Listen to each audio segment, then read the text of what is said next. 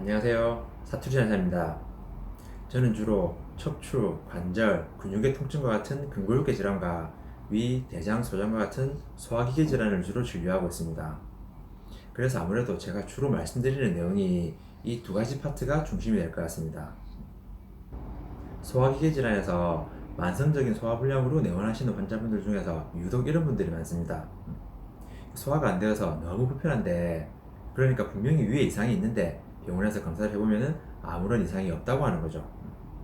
어떤 병원에서는 약을 처방해주고 그 약을 먹어도 그렇게 효과는 없고, 또 어떤 병원에서는 신경성이니까 스트레스를 줄여보라고 또 얘기를 하고, 또 어떤 병원에서는 정신적인 문제일 수 있으니까 정신과 병원을 방문해보라고 했다고 합니다.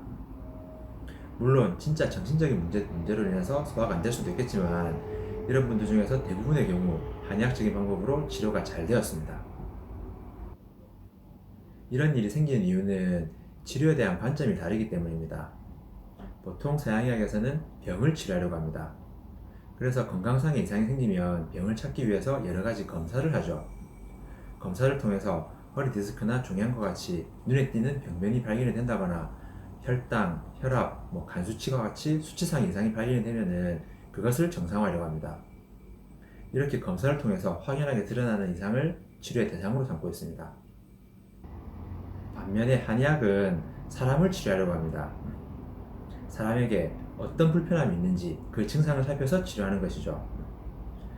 사람이 느끼는 불편함은 신체의 기능이 원활하지 못한 상태라는 뜻입니다. 이런 상태를 기능장애, 디스펑션이라고 합니다. 앞서 말씀드린 만성적인 소화불량이 있었던 분은 위에 궤양과 같은 눈에 띄는 이상은 없지만은 위 운동 기능이 정상적이지 않은 기능장애의 상태였습니다. 이것을 간단하게 표현해보면 아무런 문제가 없는 건강한 상태, 그리고 아직 어떤 병이 생긴 건 아니지만 뭔가 기능이 정상적이지 않은, 좋다고는 할 수 없는 기능장애의 상태, 눈에 보이거나 수치상의 이상이 나타나는 병에 걸린 상태로 나타낼 수 있습니다. 기능장애 상태가 지속되면 병으로 진행될 수 있고, 병의 상태에서 기능이 정상화되면 병이 개선될 수도 있습니다. 건강한 허리는 앞으로 볼록한 만곡을 이루고 있습니다.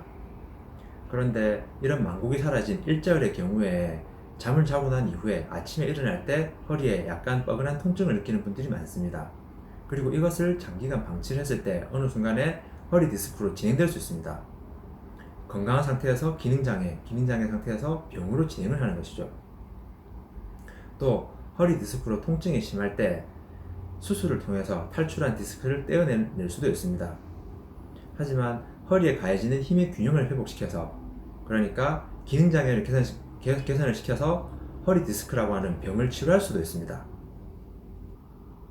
일반적으로 서양의학은 병을 진단하고 당장 그것을 정상화하는 데 장점이 있습니다.